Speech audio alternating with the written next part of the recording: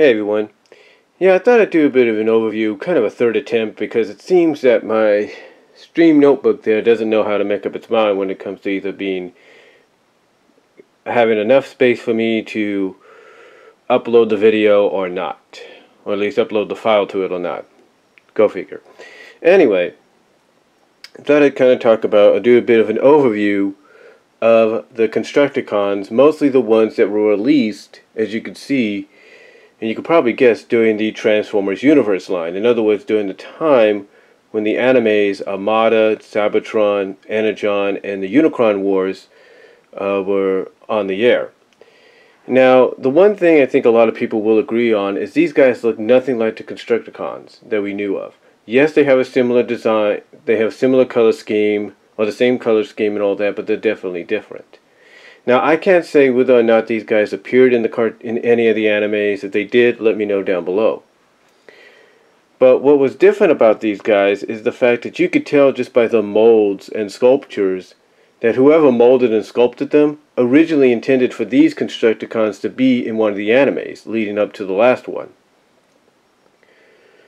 And the reason I say that is because you could tell just by the sculpts and everything that they are nothing like the Constructicons we've had and what we got with the Titans line.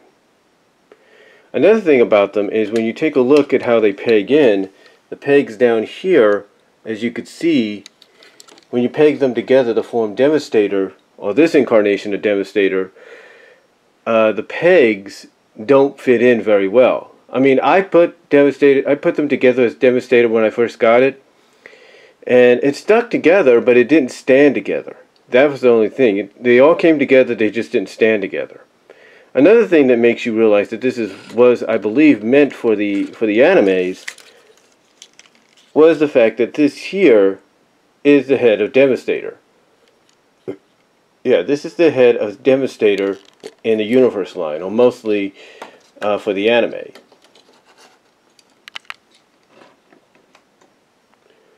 So the question being, overall, when this came out, was why did they design them this way? I mean, you could tell right off the bat that these two right here and here have the same, or basically the same mold and sculpture, if not the same transformation. The same with these two guys. But the question is, you know, why did they bring them out? Well, my assumption on it is originally they were planning to have the Constructicons, if they did, let me know down below, but originally have these Constructicons in one of the animes, mostly heading towards the end of the Unicron Wars, where we finally got Unicron. Now, speaking of Unicron, it was around that same time when these guys came out that he came out, which was the first Unicron toy we got. So, with that said, you know, a lot of people, you know, questioning, okay, wait a minute, we got a toy very close to resembling the Unicron that we see in the movie, which, oh, by the way, is coming out to Blu-ray officially, finally, here in North America in September. You know, if we got almost a movie-accurate Unicron here, with the exception of his Minicon and stuff, then why couldn't we get accurate reissues of the Constructicons instead of these guys? And my thought was, with Unicron, his design can be interpreted any which way, but it's always going to be the same design. And also, when the movie was animated, it was animated in Japan by TMS. And that was my air freshener going off. But it was animated in by TMS. Well, not by TMS, but by Toei Animation. So it could easily be replicated.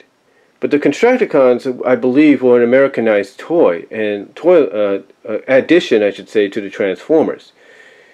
The thing was, their designs were always distinct. You always knew what the Constructicons looked like. Now, true, when Devastator first came around, and they merged into Devastator, he had two different head designs.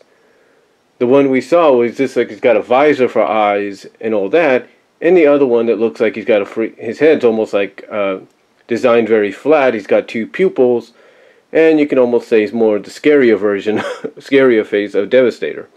But the point is, we knew what they looked like. So the question is, why would Hasbro allow these guys to be released? Well, here was my thing.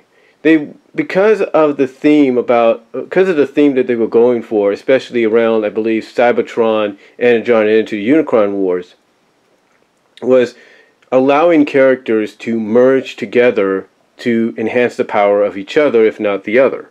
You know, you had Jetfire merged with Optimus and increase his power.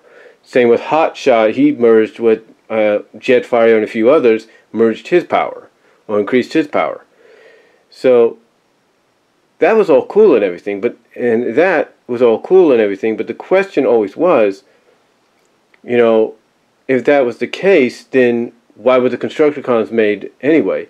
Well, like I said, and again, correct me down there below if you want to, I believe the Constructicons were made because of the fact that they were going to be, if not were, in one of the animes. These versions anyway. Along with their version of Devastator. So that could be the reason. That could be the reason. And also they were being done to play onto the fact that characters, like I said, of the theme of characters merging together to enhance the power of each other, if not of the other. And remember, also towards the end of one of the anime run, they had a series of toys that they're kind of capitalizing now on with the Combiner Wars.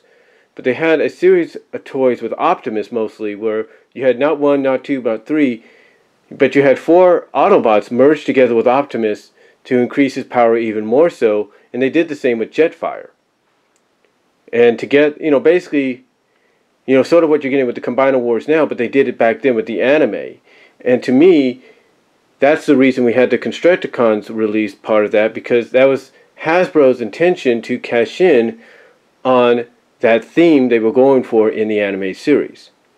Now, overall, are they good? Are they durable toys? Yes, they're very durable, except the designs are very different.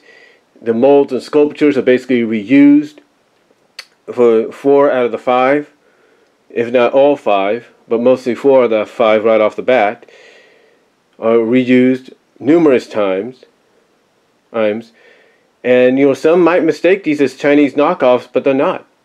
These are actually endorsed by Hasbro. These are Transformer Universe toys. And again, I think they were made originally to coincide with the anime run that they had going, especially the whole Combiner, you know, Combiner thing they had going for those anime runs at that time. So, really, that's all I have to say about it on these guys. I mean, transformations are very simple.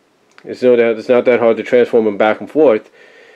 And, you know, again, put them together as Devastator. If you got my advice, if you want to keep them as this version, if you want to combine them together as this version of Devastator, go right ahead. Just make sure you have a lot of super glue around so you can try to keep it together as one. But overall, they're not too bad. I just think Hasbro should have second thought the designs and sculptures of these Constructicons, this version of the Constructicons before release, because if these were intended for the anime, then fine, I'm okay with that. If they weren't, again, the only reason was to have a quick cash-in, and that's just the way I look at it. So let me know what you guys think down below. Check out Octobotimus and Bolt Matrix. They might know more about this, and I will talk to y'all later. God bless. Take care.